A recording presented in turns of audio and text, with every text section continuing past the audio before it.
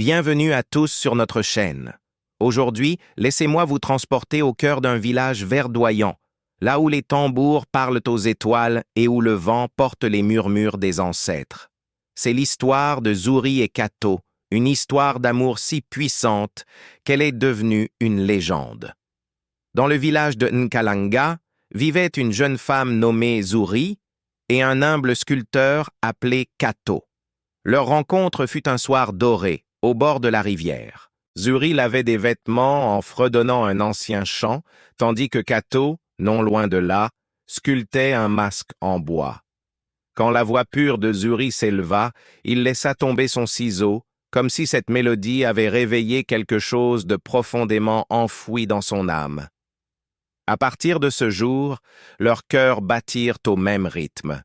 Il se mit à graver son visage dans chacune de ses œuvres, et elle voyait son reflet dans chaque lever de soleil. Leur amour devint rapidement la fierté du village, un amour pur, sincère, et que tous croyaient indestructible. Mais le bonheur, comme vous le savez, attire souvent l'ombre. Tout le monde ne se réjouissait pas de cette union. Zuri avait été promise à Maku, le fils du chef, un homme orgueilleux, puissant et craint de tous pour sa maîtrise des esprits sombres.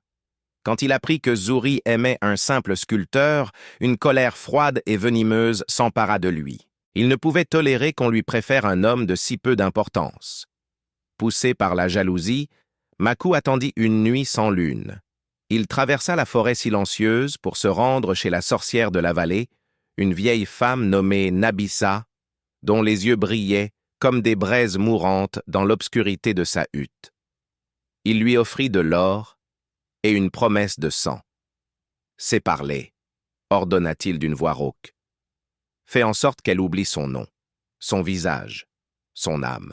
Qu'il ne soit plus rien pour elle. » La sorcière, le visage plissé par un sourire cruel, accepta le pacte et se mit au travail.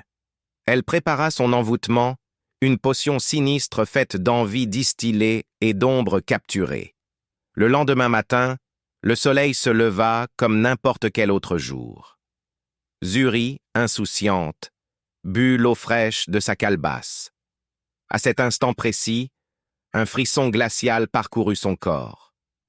Une brume s'installa dans son esprit.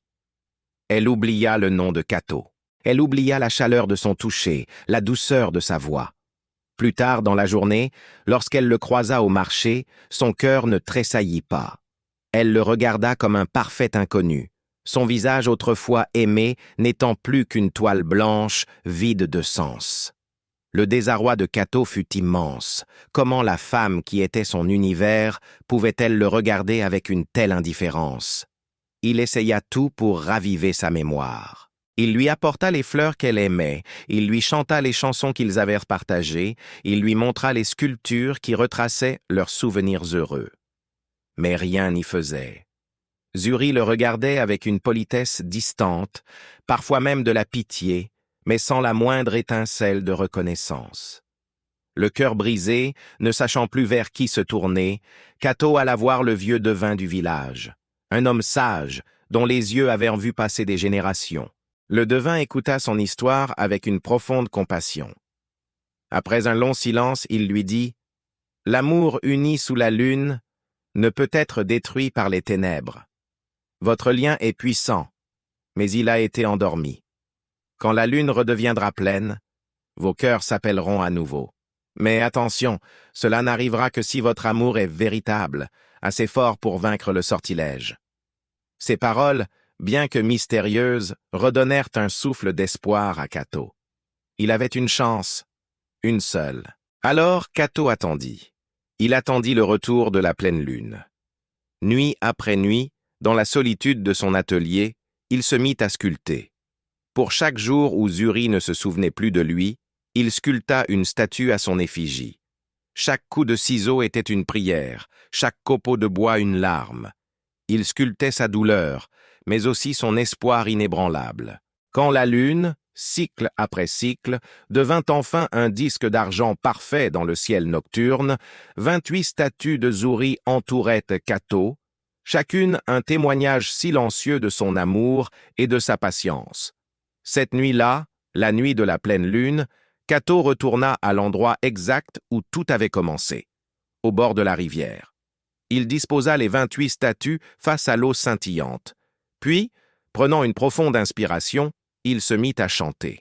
Il chanta le chant que Zuri fredonnait le jour de leur rencontre, cette mélodie qui avait capturé son âme. Sa voix, chargée d'amour et de désespoir, s'éleva dans l'air calme. L'air se mit à vibrer. L'eau de la rivière frémit, comme si elle répondait à son appel.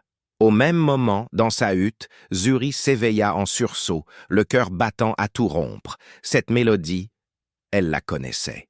Elle résonnait au plus profond d'elle, l'attirant vers l'extérieur, vers la rivière, comme si un fil invisible l'attirait doucement. Elle se leva, et sans même savoir pourquoi, ses pieds la guidèrent à travers le village endormi. Quand elle arriva au bord de l'eau, elle le vit.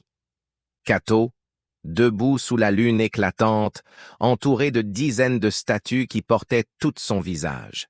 Et soudain, le sortilège se brisa.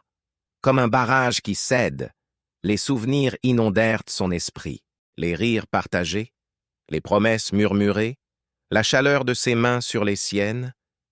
Tout lui revint avec une clarté fulgurante. Des larmes de joie et de regret se mirent à couler sur ses joues. « Cato » murmura-t-elle, sa voix tremblante d'émotion. Il se tourna lentement, ses propres yeux remplis de larmes. « Tu es revenu, » répondit-il, sa voix brisée par le soulagement. Ils s'enlacèrent, retrouvant enfin le chemin l'un vers l'autre. Mais à cet instant précis, un rugissement de rage déchira le silence de la forêt. Maku, furieux que son sortilège ait été brisé, apparut sur la berge, accompagné de la sorcière Nabissa. Elle leva ses mains noueuses vers le ciel, prête à lancer une nouvelle malédiction, plus sombre encore. Mais juste à ce moment, la lune, comme si elle répondait à l'appel des amants, jaillit de derrière les nuages, inondant la scène d'une lumière argentée, presque solide. L'eau de la rivière se mit à briller intensément et des voix ancestrales, les voix des esprits protecteurs du village, emplirent l'air. « L'amour pur ne peut être enchaîné », chantèrent-elles en chœur. La sorcière poussa un hurlement, tandis que sa magie noire, impuissante face à cette lumière, se dissolvait comme de la fumée. Maku tomba à genoux, vaincu et privé de son pouvoir. La rivière sembla emporter leurs ombres, ne laissant debout que les deux amants, baignés de clarté lunaire, leur cœur battant enfin à l'unisson. Des années plus tard, et encore aujourd'hui, les habitants de Nkalanga racontent cette histoire au coin du feu. L'histoire de Zuri et Cato, dont l'amour a défié la haine, la sorcellerie et la peur.